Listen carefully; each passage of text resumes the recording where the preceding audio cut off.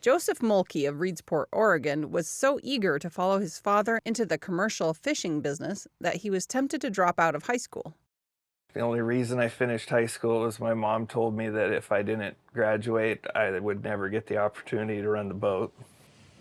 He did graduate, and after years on the crew, he eventually became captain of the family's 68-foot fishing boat known as the Pearl J. This fall, he finished building a 57-foot boat of his own. But Mulkey's all-in commitment to commercial fishing came with concerns about how the industry sometimes operated.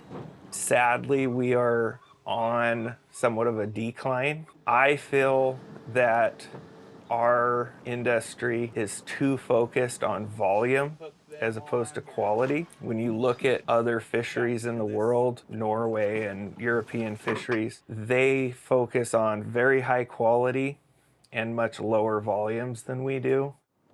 That concern about quantity over quality became especially relevant when market squid fishing off Oregon's coast began drawing serious interest from other West Coast commercial crews.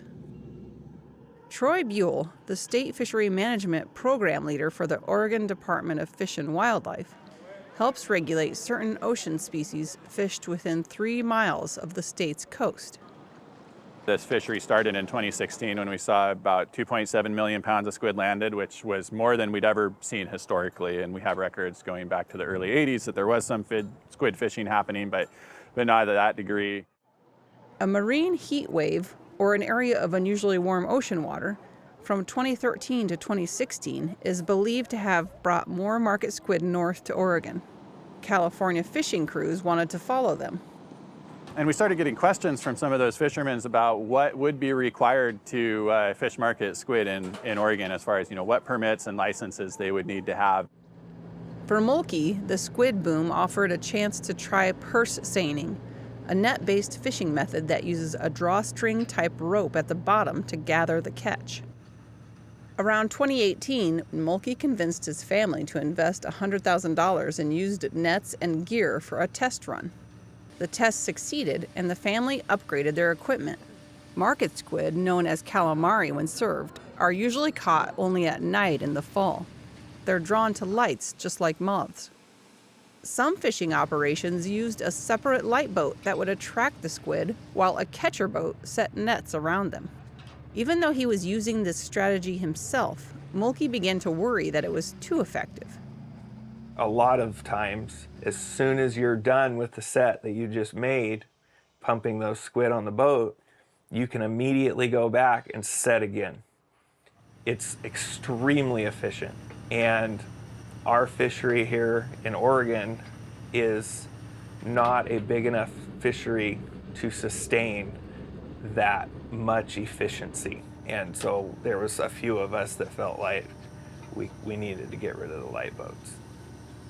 By 2019, nearly 40 boats were working in the Oregon squid fishery, a term that in this case refers to all the crews fishing for the same regulated species.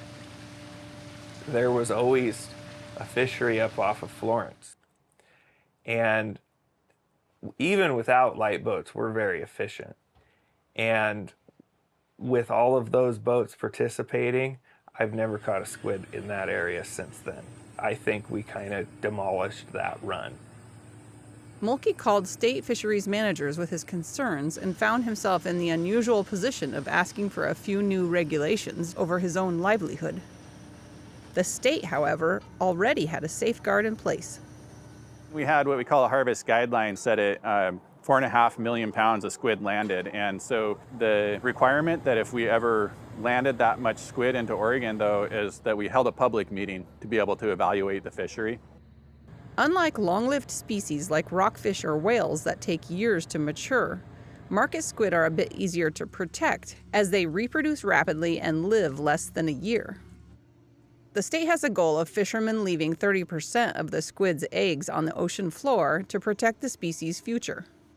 That is rather hard to measure, and so we did put in a regulation that closes the fishery 2 days a week on the weekends, and that is a proxy for allowing the squid to spawn 30% of what they would have been able to do without any fishing.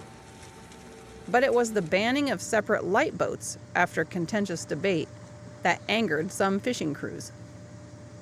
I took a lot of calls about the light boat issue, both from people that felt that they weren't necessary and were creating kind of an unfair playing field for people that weren't using them or didn't have them, to people that had invested in building light boats and were using them in the fishery. So yeah, lots of calls. It was pretty contentious.